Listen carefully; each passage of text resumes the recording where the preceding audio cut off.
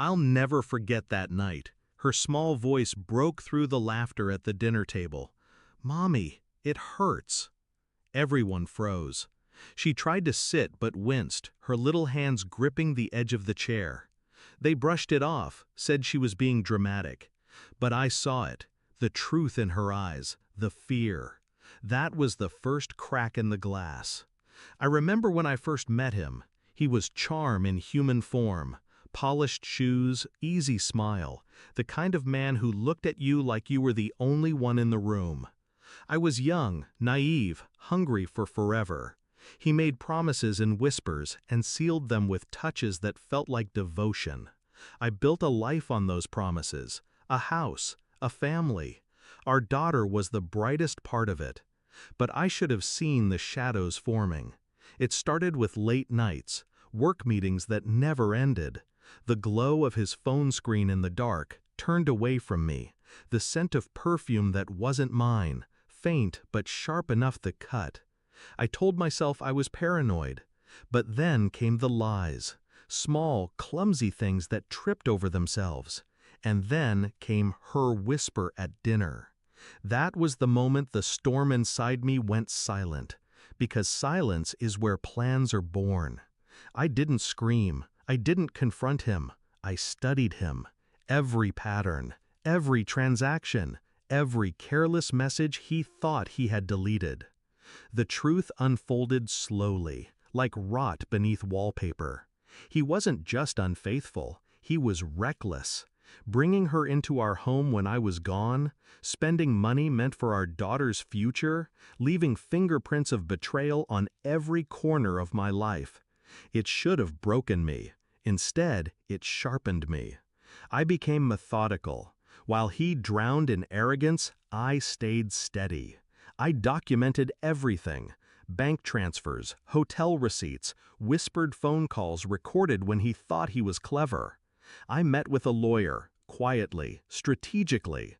I built my case piece by piece, like loading bullets into a chamber. I didn't move fast. Revenge isn't fast, it's patient. And I wanted him to feel every second of the collapse when it came. The night before it all ended, he kissed me on the cheek, smug and careless. I smiled back, because by then the papers were filed, the accounts were frozen. His mistress? Oh, she thought she was winning, but she was about to watch the ground split beneath him. The confrontation wasn't loud. It was dinner again. Same table. Same daughter across from us, this time coloring quietly. I slid the envelope across the table. His hands opened it, confident, until the first page stared back at him, my evidence, neat and undeniable. His face drained, the smirk faltered. I watched him crumble in silence. He tried to speak, but I cut him off with a whisper. "Don't, she's watching." That silence was heavier than any scream. What followed was merciless, but necessary.